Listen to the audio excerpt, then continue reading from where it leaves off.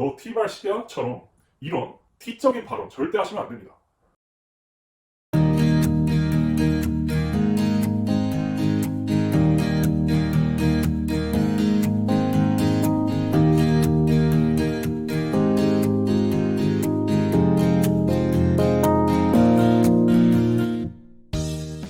자, 오늘은 남자의 성욕과 잠자리 특징에 대해서 한번 이야기를 나눠볼까 합니다.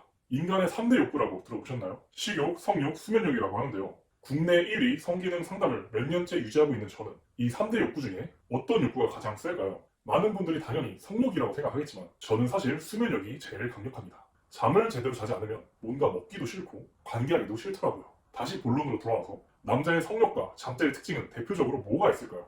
제가 수천 건의 상담을 여태까지 지속해오면서 쌓인 데이터베이스를 바탕으로 5가지로 요약을 해봤습니다. 영상 끝까지 보시면 분명 공감되는 포인트들도 있을 것이고 아주 놀라운 사실도 알 수 있을 겁니다. 첫 번째, 기본적으로 남자는 여자보다 성욕이 활발하게 태어났습니다.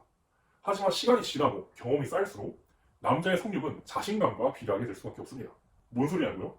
즉, 남자의 성욕은 잠자리와 관련해서 상대 여성에게 얼마나 칭찬을 받았는지와 성욕이 비례한다는 겁니다. 따라서 남자에겐 성관계 피드백이 아주 중요할 수밖에 없습니다. 남자친구와 아무리 친하고 장난을 많이 치는 사이라고 해도 절대 비수를 꽂지 마세요. 선을 넘지 마시라는 겁니다. 예를 들어서 벌써 쌌네? 완전 토끼다 토끼. 이런 소리를 하는 순간 남자는 그 상황에서 그냥 허허허 웃고 넘어가도 집에 가서 계속 생각나고 그 다음 관계 시에 계속 그 말이 트라우마로 작용이 될 수밖에 없죠. 실제로 여성분들은 남자친구에게 냉철한 성관계 피드백을 하실 때가 있어요. 이건 절대 안 됩니다.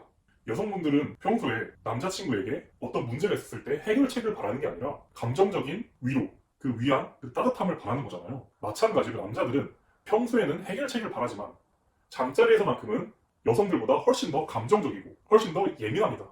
따라서 절대 성관계 끝나고 성관계와 관련한 피드백에서 너 T발식이야처럼 이런 T적인 발언 절대 하시면 안 됩니다. 무조건 남자친구분에게 긍정적인 피드백을 최대한 해주려고 노력을 하셔야 돼요. 자신감을 심어줘야 남자가 성욕을 잃지 않을 수 있습니다. 두 번째, 연중무휴. 지금 당장 남자친구가 그렇게 성욕이 많지 않다고 느껴져도 막상 새로운 고퀄리티의 여성분들을 계속 만날 수 있는 기회가 생긴다면 어떻게 될까요? 지금 성욕 없어 보이는 그 남자친구는 혼자서 음란물을 보고 자위를 하고 있을 확률이 매우 큽니다. 성관계는 따로고 음란물은 따로인 남자분들이 실제로 굉장히 많습니다. 왜냐하면 남자들은 이 음란물은 어쩔 수 없다고 생각하는 게 대부분이니까. 제가 아까 말씀드렸듯이 계속 눈앞에 새로운 고퀄리티의 여자들을 계속해서 만날 수 있는 기회가 생긴다면 지금 그렇게 성욕이 없어 보이는 남자친구는 계속해서 똑같은 스탠스를 유지할 수 있을까?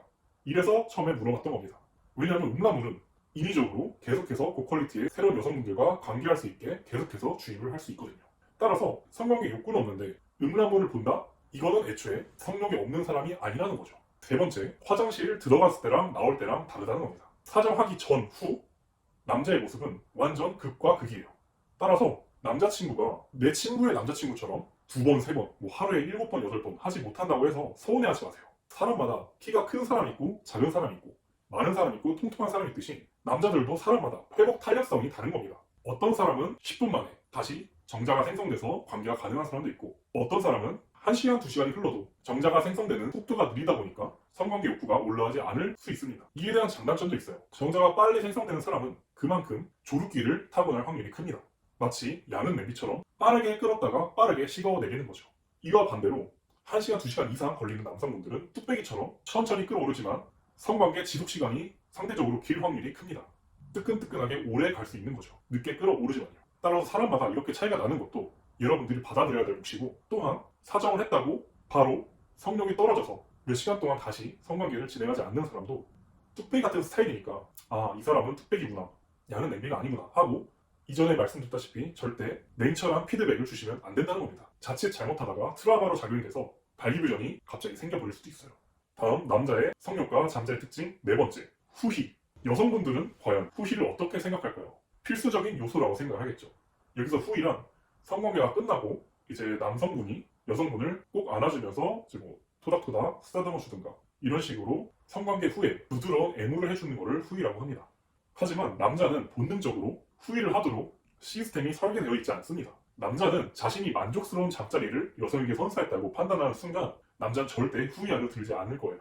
하지만 뭔가 자신이 성관계에서 좀 부족했다고 생각했고 그리고 내 파트너가 그렇게 만족해하진 않았구나 라고 생각이 들면 본능적으로 후위를 하려고 달려들 겁니다. 물론 예외도 있겠죠. 경험이 많고 능수능란해서 본인이 완벽하게 만족시켰다고 생각을 해도 그냥 쓰러져서 자고 싶지만 그래도 해줘야지 뭐, 이렇게 성숙한 생각으로 후위를 해주는 남성분들도 있을 거지만 이거는 거의 상위 4% 안에 드는 남성들입니다.